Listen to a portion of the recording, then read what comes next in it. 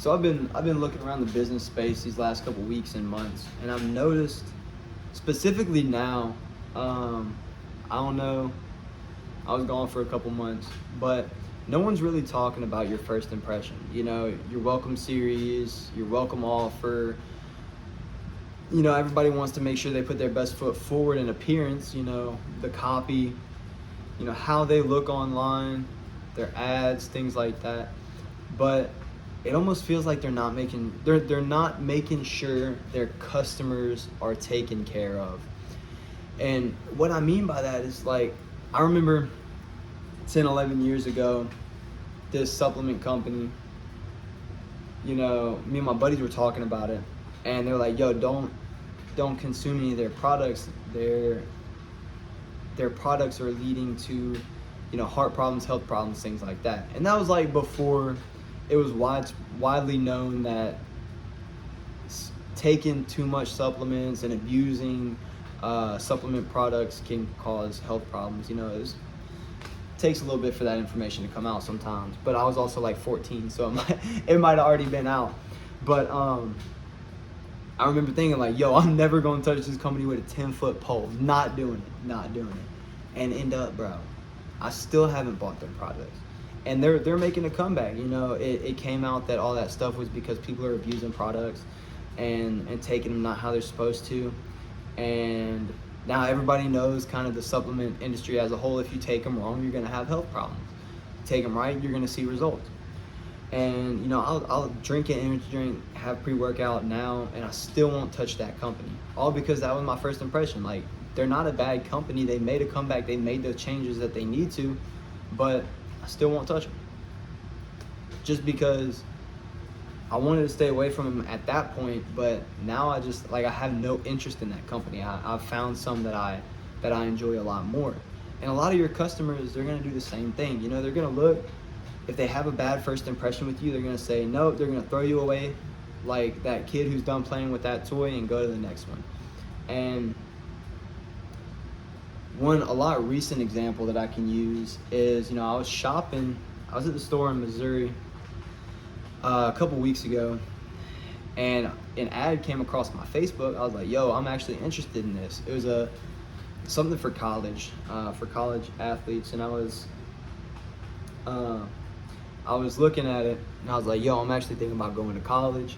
I would love to be a part of this. It's like, something to do in your spare time. And I was like, yo, this would be pretty cool. I want to get some more information on it. So I threw my email in there. 10, 15 minutes goes by, no email notification. I was like, yo, what's going on? Where's this information? So I go in, boom, it's sitting in my spam. It's 2025 now. I'm like, why is this sitting in my spam right now? There's so much information about email marketing. Like, this is probably one of the most saturated information topics in the information space, and this man is sitting in my spam box right now. So come to find out, I find his number on that website. I shoot him a text. I'm like, hey man, your email landed in my spam. I actually do email marketing. I would love to make sure everything is set up right, completely free. And he was like, bet bro, let's talk during the week. And I was busy during that week, so I didn't get to reach out and talk to him. But that following weekend, I hit him up. I was like, hey, bro, we didn't get to talk this week, but I was just curious, are you solo or are you working with like a team or anything? Come to find out, this man is working with a whole development team, like a professional software development team. And I'm sitting here thinking, I'm like, I'm a one-man band. It's just me solopreneuring it up in here. And I know that you need to make sure you're landing in the right inbox. You need to not have spam words. You need to have your DNS settings properly set up. And this software development team can't have one person that knows how to do email. It's a 15-minute information search on what all do I need to set up email properly. DNS settings, no spam, warm up your inboxes, things like that. And it's like, warm up your domains, have a good score, and it's like, he's still sitting in spam right now, and I'm like, brother, what's going on? So like the bar of a first impression is so low. Because like I did research on that company. I knew it was legit before I even put my email in. And I was like, bro, this is crazy. This is crazy. It literally takes 5 minutes. 5 minutes for your DNS settings. If you know what you're doing, maybe 25, 30 if you don't, but you set it up originally, so you should know how to at least get in there. Finding the settings might be a little bit difficult if you don't know what you're looking for. Searching for spam words. It don't take but 2 seconds to look up, Google spam words that I should avoid in my emails.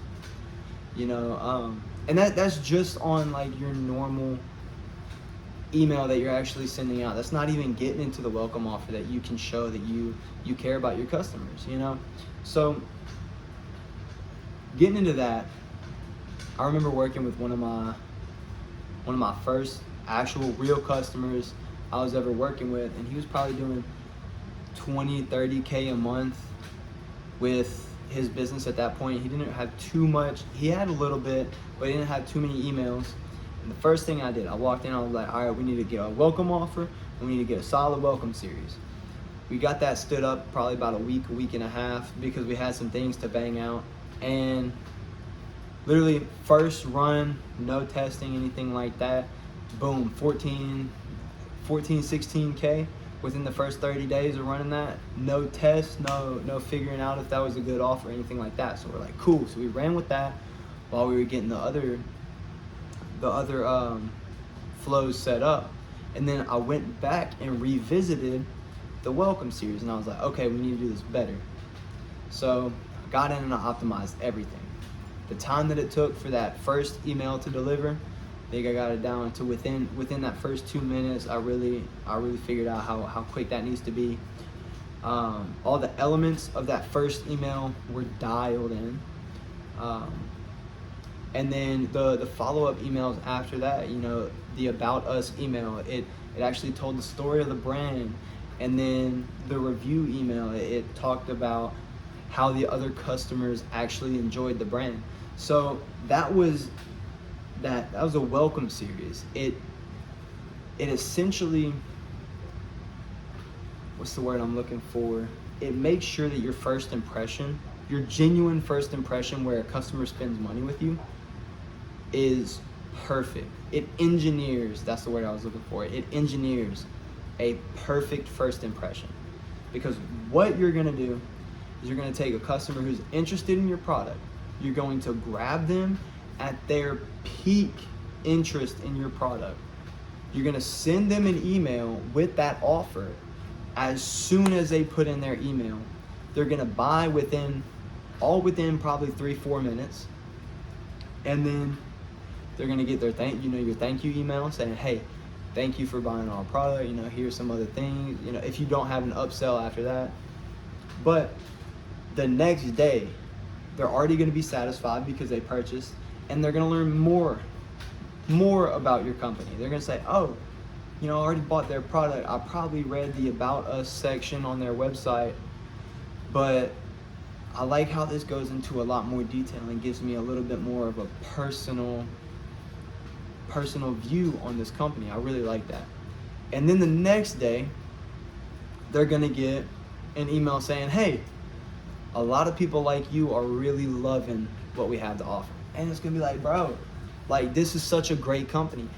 You are engineering the thought of, this is such a great company that they're never gonna have a bad experience with you unless after that you actually have something jacked up. Like, I remember, I'm not gonna lie, I'm not perfect. I remember one time I accidentally, with one wrong button click, they had every series. They entered the product abandonment series, and then they got every single abandonment series email like back to back. And I was like, oh, that was not good. I had to like pause everything. It sucked. But it took like 15 minutes to actually figure out why, and then like 30 seconds to actually fix it. But it only happened to like 3 people, thank God. I'm not perfect, but we learned from that one. But it's funny because as long as you do everything right after that first impression, you'll most likely never lose a customer unless their actual day-to-day life changes. So I really hope you enjoyed this video. I'm trying my best to lead with what I'm learning today and the value that I can provide to you. I'm not trying to sell you anything right now. I want to show you that this entrepreneurship thing is not hard. There's a lot of value out there. There's a lot of information, and a lot of it is a lot more complex than it needs to be, especially when it comes to email. So if you enjoyed this video, do me a favor, leave a like, leave a comment, and go ahead and subscribe. I'm gonna be doing one of these videos every week, at least one a week. I'm gonna try to hit 2 to 3 a week if I can, if I have the time. I don't always have the time. But like I said, if you enjoyed this video, leave a like, leave a comment about what you enjoyed the most, and subscribe, and I'll see you on the next one.